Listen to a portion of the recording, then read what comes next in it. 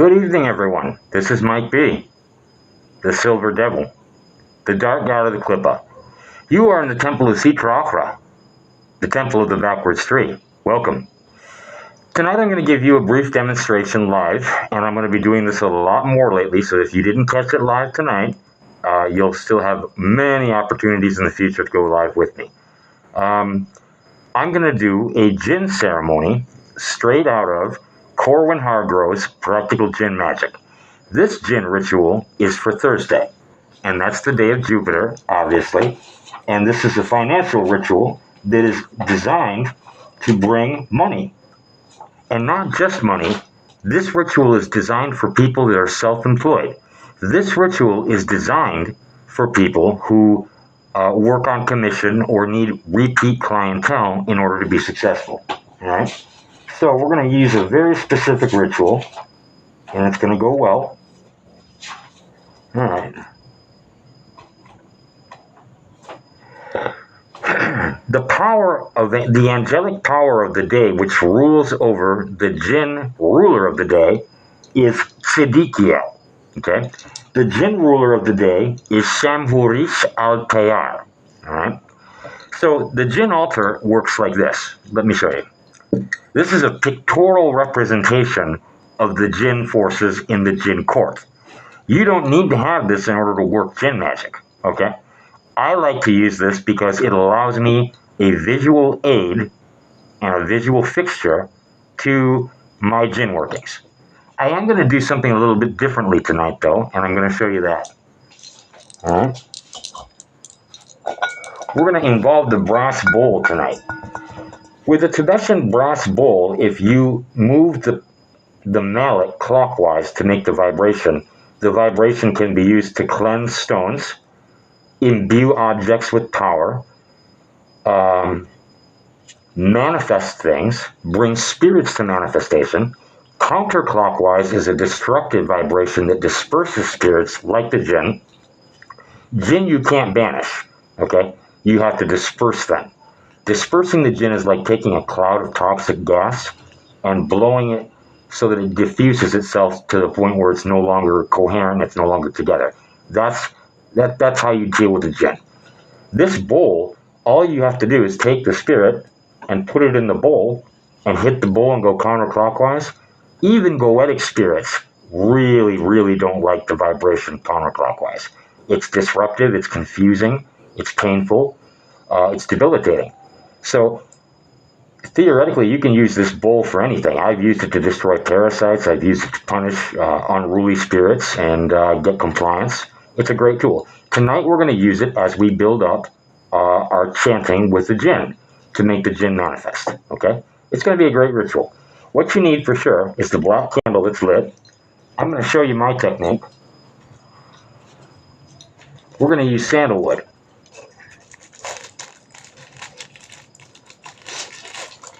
Now, sandalwood, guys, sandalwood is fantastic because it brings Jinn to you. It's like Jinn bait. This is not an offering.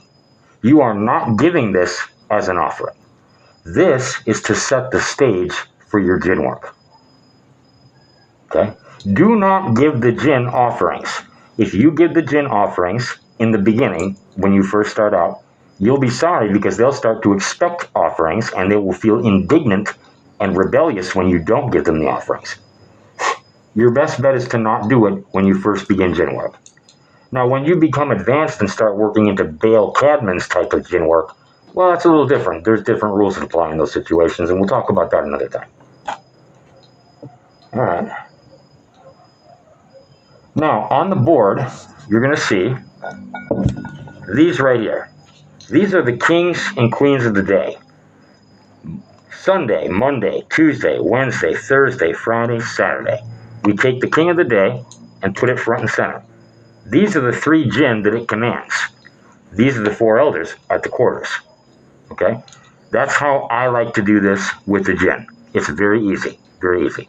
This is my pictorial focus. As I go through this ceremony, I will be imagining the lamp glowing and a spirit coming out and going from there. Yes, this is all visualization aid and concentration aid. Do you need this to do the right? No, absolutely not. I'm going to tell you straight up, you don't. But I tell you what, it's a lot more effective for me doing it this way. And if this resonates with you, then I'd be happy to share with you the technique. This is a Jinn ring. This ring I enchanted to, with the help of King Panan, to make it easier to command the Jinn. And so I put this on, and I have this. This is a ring of the Seal of Solomon. All right. Let's begin the ritual.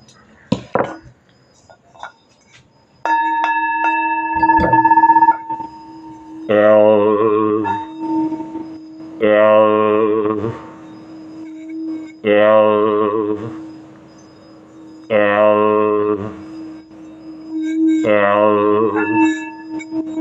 El,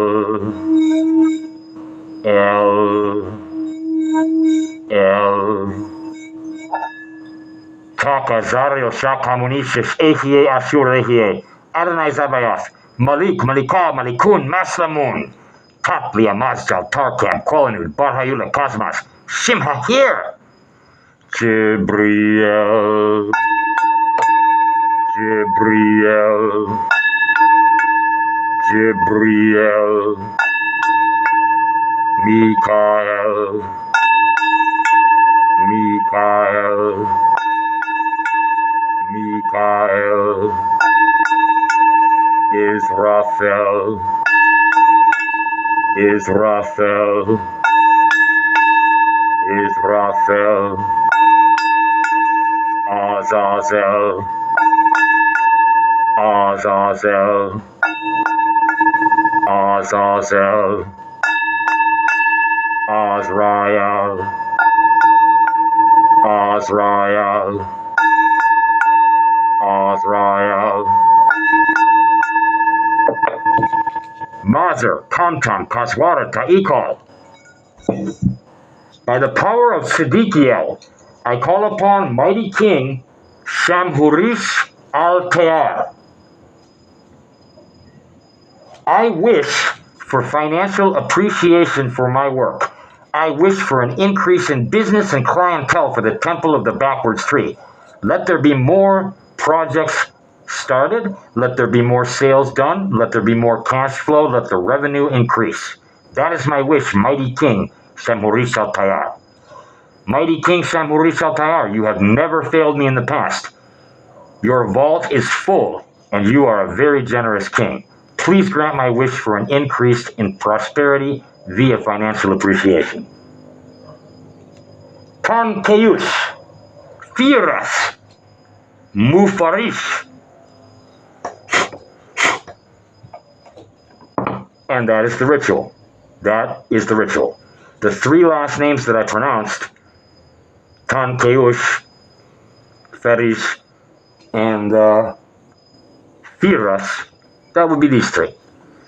Now, basically, the king is giving them the instructions to carry it out. That's how this works. This is a very simple and beautiful form of Jinn magic, and I swear it works a lot. It works a lot. It's very much worth your efforts. Very much so. That's pretty much what I wanted to cover with you guys tonight. I'm going to start doing live stuff regularly. We're going to pick a time that's good for everybody, and I'm going to do it twice a week because I want to give you guys some live demonstrations on rituals. I want to answer some questions live. You know, this whole channel, guys, the Temple of the Backwards Tree, this is for you guys. This is for me to give you what I have learned in 23 years of practice. And you know what? If you don't like something that I do, you don't have to do it. If it doesn't resonate with you, then don't mess with it. Take the stuff that you like, that works for you, and leave the stuff that doesn't. That's okay with me. You don't have to be like me. I want you to be like you. I want you to be the best, strongest you that you can be. If I help even one or two people become a better magician, or save them some time, or give them some technique, then all of this has been worth it. Because guys, you need to understand something. I'm getting to about the end of the middle point of my career. Next comes the ending phase of my career, the next 15 or so years, 15 or 20 more years. I will not be remembered by the left-hand path or the people that walk it for what I took from the left-hand path. I will only be remembered for what I gave it. I don't want to follow the left-hand path masters forever, okay? I want to take power in this current. I want to seize power in the adversarial current and lead this forward into the future. That's my intention. And I'm going to do it bravely. I'm going to do it with conscience. I'm going to do it with calculation, and I'm going to do it with strength. We have to follow our conscience, and we have to do what we know is right, guys. That people think that left-hand path magicians are bad people, and it's like, no. Actually, a lot of the times, we have better ethics and better morals than most people around us, because we know what we will and will not do. We know what's right and what's wrong. Every one of us knows the difference between right and wrong. It was written on our hearts when we were made. We know. And your right and wrong may be different than mine, and that's totally okay. That's completely okay. I have a mandate, and so do you. And as long as you are following that mandate and sticking with your conscience, then you're doing exactly what you're supposed to be doing. Absolutely. So guys, this is for us. This is for us, me and you together. This is something I want to build with you, for you, together with you. This is a really big opportunity for us. And we're small, we're the little guy. I'm not backed by a major publisher. I'm not backed by a major forum. I'm not backed by anybody. I'm only backed by Prince Orobus and King Baal. But yet and still, in the course of 2 months, we've managed to get nearly 60 subscribers. Nearly 60. The business is running itself off of repeat and referral customers. This is really doing well. This is what we're supposed to be doing. The sky is the limit for us. Maybe I'll have a book deal by the end of the year. Maybe there will be some partnerships and some alliances that come down the future that, that will happen. This is exciting for all of us. This is all about, and I've said this before and I'm going to say it again, and it's the most important thing I'm ever going to tell you, so listen good. We are stronger on the left-hand path together.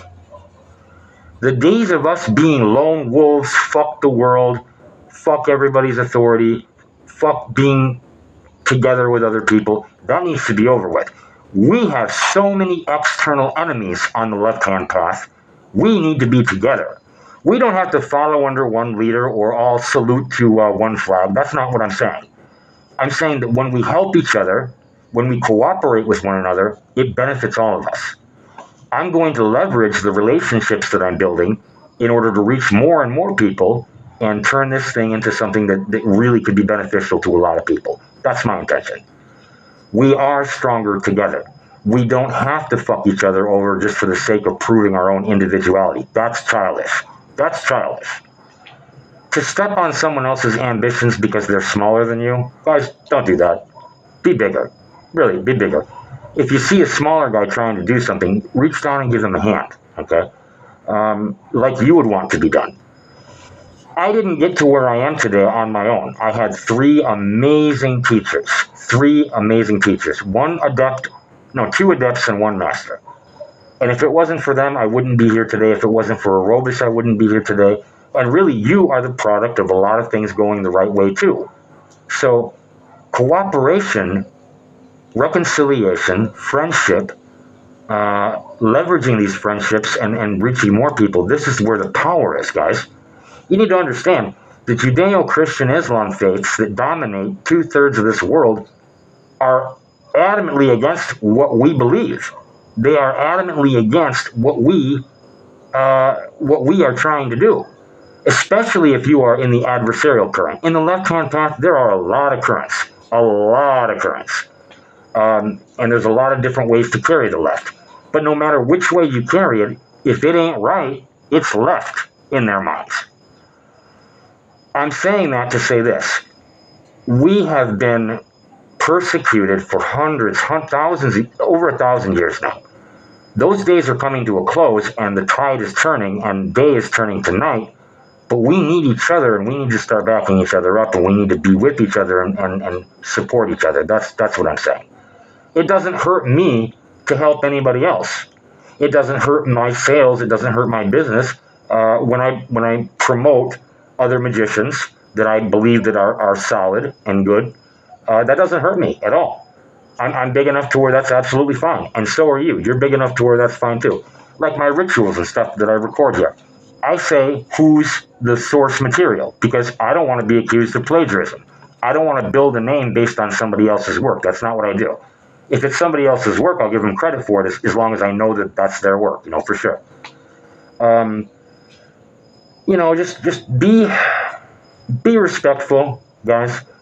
In a left-hand path, sometimes we need to be savage, but be a gentleman until you need to be a savage. Let me put it to you that way. That's a good. Speak softly, but carry a big stick. That's what I mean to say. And you don't have to join an order or a coven. You can stay lone wolf, but having friends is really, really helpful. Having alliances is really, really helpful too. So take what I said and think about it, and we're going to try to build this channel. We're going to try to build this technique. We're going to try to build. We're going to try to build this together, and I need you guys to tell me what you want to see. Do you want to see what kind of rituals? Do you want to see what type of demonstrations? If you recommend it and I know how to do it, I will absolutely put it on for you the way that I get down. I'm going to show you how it's done. Absolutely. If I'm not confident about it, I'm going to research it, find out about it, and then try to do it for you. And I'm going to tell you that I'm not 100% sure about it, but this is how I think it should be. If it's just something that I'm not going to be able to get down with, then I'll tell you I can't get down with that. But like we had the request for the planetary magic, and I showed you guys how to use the magic squares. Beautiful. That's a great example. There is so much, and I come at this from a ceremonial magic background. All right, I'm not a shaman. Western ceremonial magic, Kabbalah, Goetia, Klipoth, ritual magic, Solomonic magic, a mix of demonoltry as well, but I'm never going to be a part of the demonoltry religion. I'm just not going to be. I'm going to tell you that right now too. I have a lot of respect for, who's the chick that does the demonoltry? Let me think of her name. S. Connolly. And I have a lot of respect for DuConte, all right? But I personally did not stop worshiping JCI, right-hand path, Kedusha divinity, just so that I could worship another god in its place. I'm not going to do that. I'm done with worship. I'm going to deify myself. I'm going to look inside and see all of the things inside of me that are present within divinity that I have also, and say, wow, I am made in the image. Celebrate my own divinity. Deify myself. And live it. Okay, it's not enough to know it. You need to live your divinity. You need to celebrate it. It needs to be a daily celebration of life, and positivity and power. Okay, that's what your divinity is. It's a source of great power. It should never be anything else. So for those that want to turn demons into gods and worship them, I mean, yeah, King Baal would love it if you got down on your knees and worshipped him and gave him all kinds of gold and other offerings. Absolutely. He's not going to tell you not to. But I'm going to tell you something, that the demons really are not going to move you up any higher in the list of priorities if you do that, okay? You can worship him from sun up till sundown. If you ask him for a favor, he's going to respond to you based on your level of priority to him. Are you useful to him? Do you open doors for him? Do you complete tasks in this world for King Baal? If you're not answering yes to those questions, you are probably not very high priority. Do you have a pact with him? Have you been working with him a long time? No. King Baal has a certain amount of spirits that are subject to him, his subordinates. So we've got me and 100 magicians asking Baal right now for a favor. Baal has to delegate these tasks to his subordinates, and he's only got so many. So he's going to delegate the servants to the highest priority first, the people he's really close to, the people that really do a lot for him, okay? The people that grovel and beg and worship and kiss his ass and don't really have anything to do for him, they don't do anything for him, they're not useful. He doesn't give a fuck about those people, and they are last in line. I'm going to tell you that right now. That's how that works. And you can find out before you even do the evocation with the divination, is this spirit willing and able to complete my request if I evoke him now? That's a very good policy to do a divination first. Divination and clairaudience, clairsentience, you can reach out and find out what spirits are interested in your particular project and might be a good fit for you. Like, for example, I'm going to do some more financial work tomorrow, and I'm getting right now Velak, Bim, and Zagan. And Zagan doesn't usually come up in my things, but Zagan is saying right now, hey, I think I've got something for you. I just heard it. So I'm going to get with Zagan, and I'm going to find out what he wants to say. We're going to have a meeting, and I'm going to hear his proposal, and we're going to go from there. I open doors for the spirits. I recommend them via live web streams. So now other people have heard of King Zagan, and may, in fact, investigate him and call him also. That opens doors for him. I can hear him, and he can tell me what he wants me to do easily, and I can agree to it and simply complete his request when it's ready. So that's another thing that moves me up in the priority list. I have a good reputation with the Goetics. I don't fuck them around. I pay them promptly and on time like I'm supposed to. I'm reputable. All right, so that moves me up a little bit higher. You see, that's how this works. I'm in real good standing with Lucifer, okay? Well, that's another plus. Okay, well, now this is a serious magician. We probably better take care of him. That's how they look at it. I'm going to tell you something else. If you get into it with the Goetic spirit and have a big disagreement, I'm going to tell you something. They will never, ever turn on each other for one of us, okay?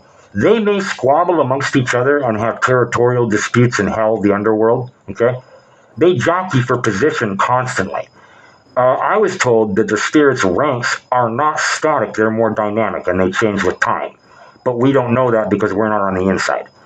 But I'm going to tell you what, when one of us does something to them, they all hear about it, okay? Like, you fuck one of them over on a deal, they will talk bad about you to everybody so that everybody knows that you didn't honor the deal. I'm serious. And that will really hurt your work with the Goetia. If you threaten one or use Solomonic ritual torture, you will unify all of them together against you. You will immediately alienate all of them if you do stuff like that. If you threaten them and use tough guy tactics with them, they talk. They talk. If you try to punish them with other spirits, they're all gonna gang fuck you. They're all gonna jump on you and beat your ass. They will never turn on each other for one of us. We should be the same way with them.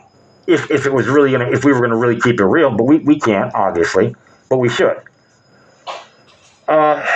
So be careful how you deal with them. I'm gonna tell you again, like I told you the other day on the recording. Be gentle. Ask. Don't tell. Ask. Like, I'm gonna tell Zagan, King Zagan, I have a project. This is what I'd like to have happen. Do you think this is something you could help with? And if so, what would it take? What could I do for you?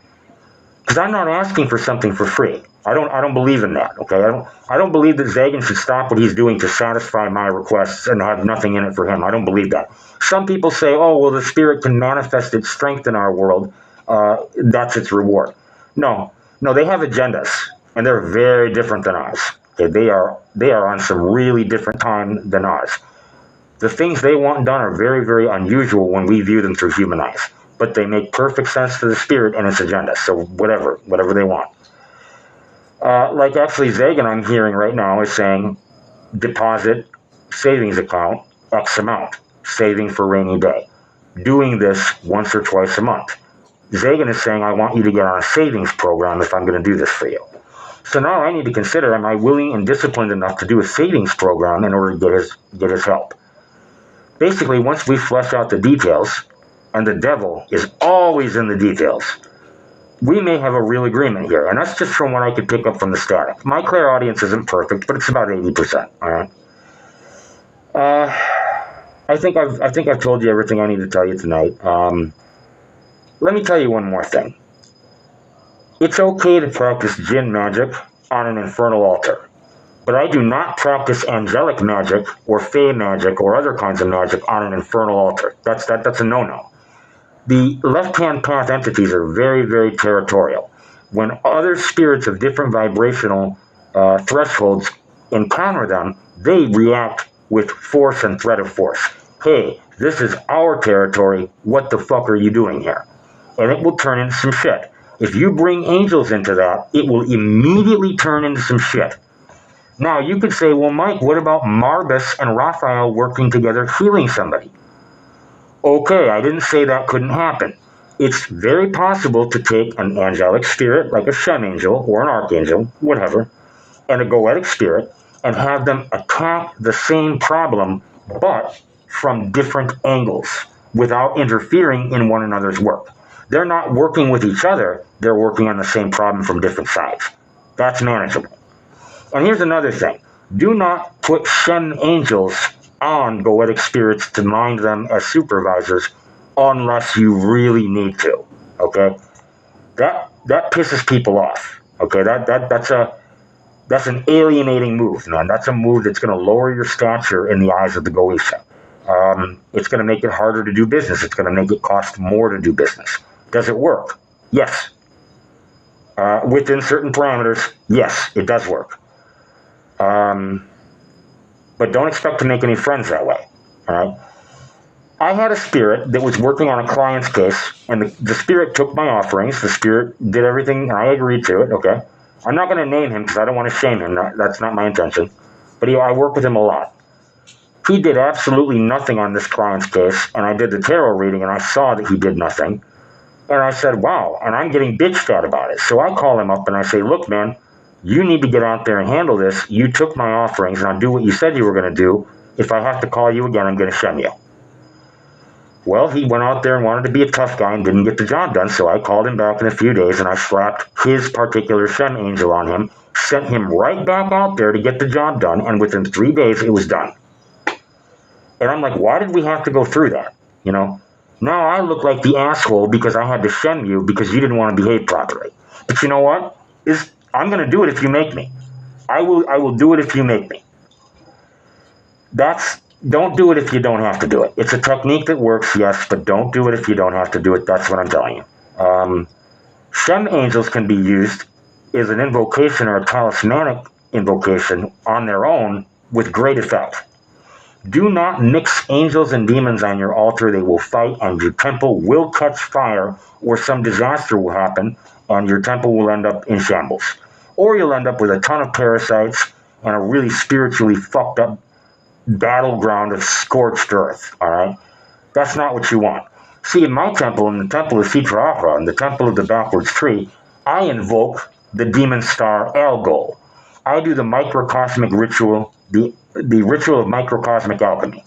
That sets this vibration. That takes the vibration of this place here and turns it to night side Sitra. Because the world that we live in is Kedusha by default. So we have to turn it night side in order to make the vibration like that. Then the Algol invocation brings even more demonic and infernal strength into this place. This is a great place for an infernal spirit to be comfortable, and that's what I wanted to create here. Yes, I have a small, very small angelic altar in the corner. I separate the two of them so that we don't have problems later. And that's the best way to do it. And I do hear sometimes, Mike, why are you dealing with angels if you're on the left-hand path? And it's like, well, hold on. First of all, I don't answer to you. I don't answer to anybody else except me. So who the fuck are you to ask me how I'm carrying the left-hand path? Motherfucker, I am the left-hand path. If I want to work with Shem angels, if I want to work with the Fae, if I want to work with the Loa, if I want to work with Hecate, if I want to work with the Greek gods or the Norse gods or the Egyptian gods or the Goetia, I can do whatever I want to do because there's no rules for me. The only rules I have are the ones that I put on myself. Okay? That's the left-hand path that I carry. And you can carry it however you want to, and you're totally right too. And I'm not going to tell you what you should and shouldn't do in your own temple. That's your business. For me, this is a simple opportunity to grab and control more power in this cosmos by taking another class of spirits and adding them to my command. That was my intention, and it worked just fine. Do the demons like it? Not especially much, but it's not their practice. Okay, it's not the demons' practice. It's not the angels' practice. It's not God's practice. It's not Lucifer's practice. This is my practice. This is Dark God of the Clippus practice, the Silver Devil, Mike B's practice. So here in this temple, I am the boss. I am the God. I am the highest authority, and everything else comes like this. Okay? For me, it's me, Lucifer, Baal, Orobus, Azazel, Sitri, and then everybody else on a downward bump, bump, bump, bump, bump. I am at the very top of that. Okay? You need to be in the same place, okay? Don't be getting on your knees for demons and begging them for favors. That's unbecoming, and that's not what a magician does. That's not what a magician does. A magician takes command of the spirits, and you can command a spirit with respect. Okay? When we work the deal out, then I'm going to go to the charge. Oh, Prince Gop, I charge you to incite hate between so-and-so and so-and-so. Carry this out swiftly and in my name.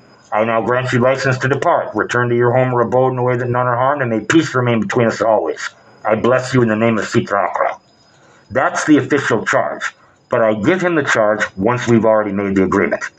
Okay? That's like asking. It's like when your boss asks you to do something at work. He's not really asking you, he's telling you. Okay? Yeah, I need the toilets cleaned. Or can you clean the toilets? You know what he's saying. He's saying you need to clean the toilets. That's what he's saying. But he's not being a dick about it. He's asking. He's asking nicely, but with command. That's how you handle these guys. Okay? The more respect that you use, and they appreciate the respect, because if a magician really understands how to boss up and grab his divinity and speak with divine authority, these things become really small from that perspective. And they really, really understand what it's like to be put in check by a magician, and they don't like it. Okay? I had to do this once with a spirit that attacked me, and it was a really nasty scene. And we didn't talk for almost 2 years after that. It was a really bad deal. It's good to be able to have options to punish a spirit that is unruly, rebellious, or hostile. You need to know how to handle that, but don't walk around like you're a tough guy, because then you're going to get a bad reputation. So that's what I mean to say. If you're one of these people that believes Michael and Lucifer are friends, you know what? I'm going to tell you something, okay? Unsubscribe. Just unsubscribe, okay?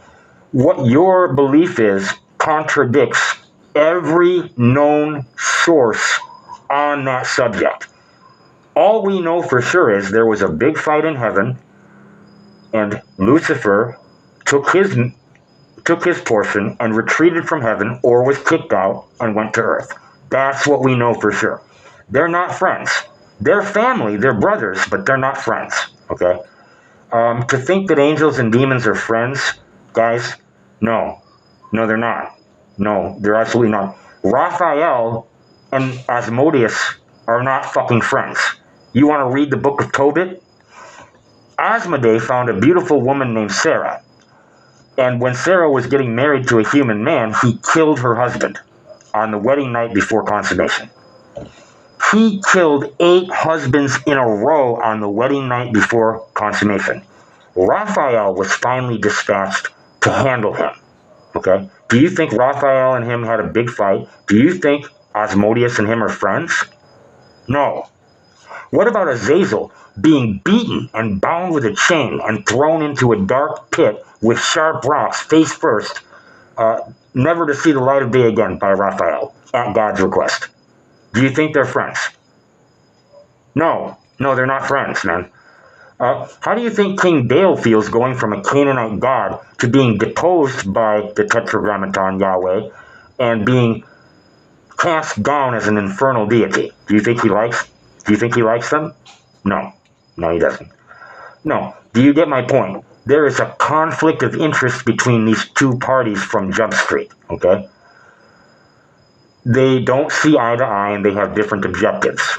And we need to understand that and work with that and respect them. We can still work with both sides, and we can if we want to.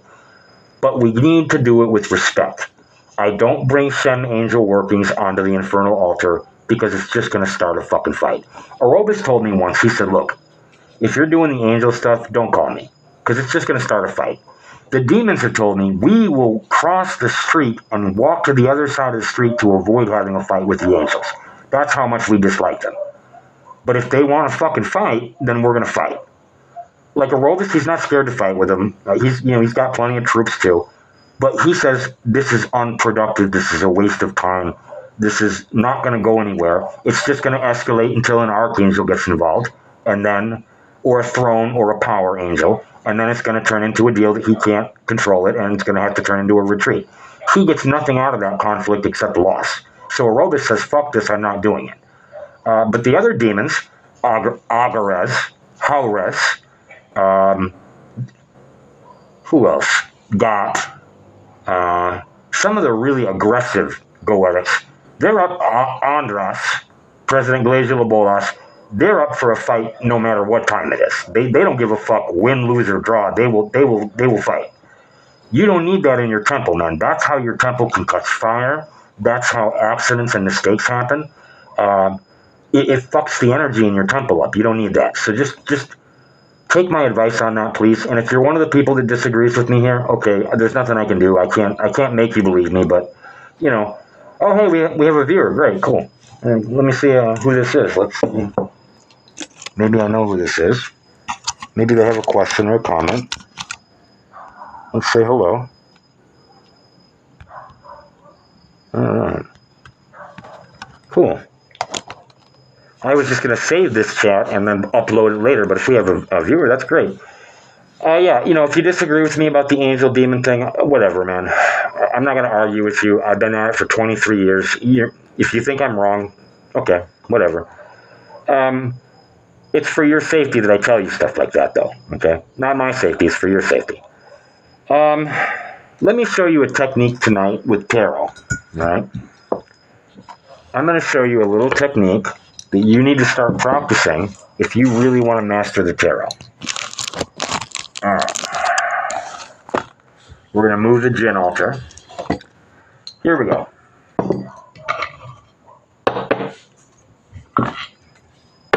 You take your deck and you do the special shuffle that I taught you in previous tutorials, just like this. Second shuffle, you turn the top like that. Pick it up. Okay. You're concentrating on your question right now, okay?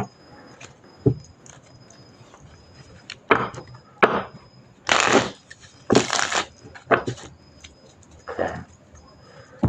1, 2, 3. 1, 2, 3. 1, 2, 3. Now you're going to take your deck like this. Just like this.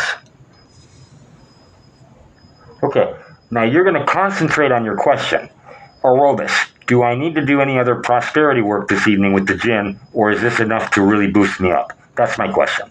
You take your finger and you ask to be guided by the spirit that you work with, your divination spirit, and feel your way to what card is the answer. Feel. When you take your finger across it, it's going to feel tingly like electricity. Okay? And mine is right here. Cameo, the Fool, reversed. Okay? That's an interesting card. All right. According to my interpretation for that, how I see that as my activities are reckless and stepping outside of the protection of fate. So basically, I need to rethink the manner and the rituals in which I want to act on this because I'm not necessarily going about it the right way. That's how I would read this. But that's what you do. You feel your way to the card, and it will tingle when you touch it. Take that card, and if you're not sure which one it is, go back, spread the cards out a little bit, run your finger over it again, and when it tingles, find the exact card that you need. Take all the time you need, go slow with it, and you're going to find that this is a very good technique. You're going to find this really works. If you don't practice with reversals, I'm going to suggest that you take one of your decks, and I suggest you have a few, okay? Because what's going to happen is if you overuse a deck, it will start giving you fucked up readings, okay? It'll stop being good for divination. It needs time to rest. You need to cycle through your decks. Like you need 3 or 4 decks. Take one deck and make it a reversal deck and just practice with it, okay? I think reversal is great. I didn't used to use reversal, but I think reversal is fantastic now. It shows me a lot of stuff. It's like, and it's a very interesting concept how it works. I'm not going to go into it tonight. That's too much. But anyway, I think if you need practice with it, it's a good way to build technique. You should be giving away 3 to 5 readings per month anyway, just out of the desire to learn and grow and practice. The only way you're going to get better at magic is to do it. You can listen to me, but I mean, if you're not practicing magic, then you're not going to get better at it. I can't help you. So, anyway, thank you guys for coming tonight. I'm sorry if I was a little long-winded. This is my first live post. I'm going to try to upload this, and it'll be saved after that. And we're going to do this once or twice a week. And you guys feed me topics, feed me subjects that you want me to talk about and demonstrate in the comments section, and we'll go from there. Thank you, everybody, for coming. This is Mike B., the Silver Devil, the Dark God of the Klippa. And you're in the Temple of Sitra Ahra, the Temple of the Backwards Tree. Have a good night.